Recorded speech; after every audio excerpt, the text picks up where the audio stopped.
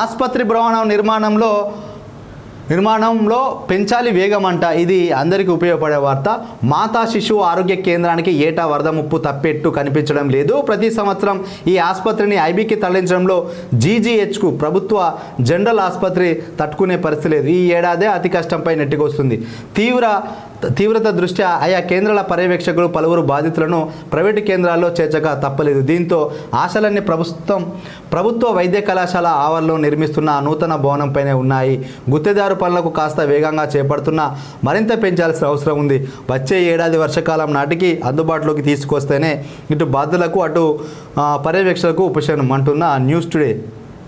ఇది మంచి వార్త. ఎందుకనంటే ప్రతి సంవత్సరం ఆ యొక్క గంగొడ్డు గట్టిన మాతా శిశు ఆరోగ్య కేంద్రంలో ఉన్న గర్భిణీలను బాలింతలను అక్కడి నుంచి ఇక్కడ జీజీహెచ్కు ప్రభుత్వ జనరల్ ఆసుపత్రికి తీసుకురావడం ఇబ్బందిగా ఉంది. అదేవిధంగా పాపం జిల్లా పాలనాధికారి కలెక్టర్ గారు కూడా మొన్న సింగరేణి ఏరియా ఆసుపత్రికి వచ్చి అవసరమైతే ఈ యొక్క మాతా శిశు హాస్పిటల్లో ఉన్న వాళ్ళను గర్భిణులను పిల్లల తల్లులను తీసుకొచ్చి కూడా ఏరియా హాస్పిటల్ పెడతా అని ఈ యొక్క అటు ఇటు వాళ్ళ చుట్టూ వీళ్ళ చుట్టూ అదేవిధంగా కొన్ని ప్రైవేటు ఆసుపత్రులు కూడా పాపం వాళ్ళు కూడా ముందుకు వచ్చిండ్రు. 10ల సంఖ్యలో బెడ్లు ఫ్రీగా ఇచ్చి వాళ్ళకు ఫ్రీ ట్రీట్మెంట్ ఇచ్చిండ్రు.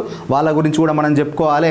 ఈ సమస్యకు చెక్ పెట్టాలంటే ఎక్కడైతే మనకు మెడికల్ కాలేజ్ కడుతున్నారో అందులో భవనం కూడా నిర్మిస్తున్నారట ఈ యొక్క మాతా శిశు కేంద్రానికి సంబంధించి.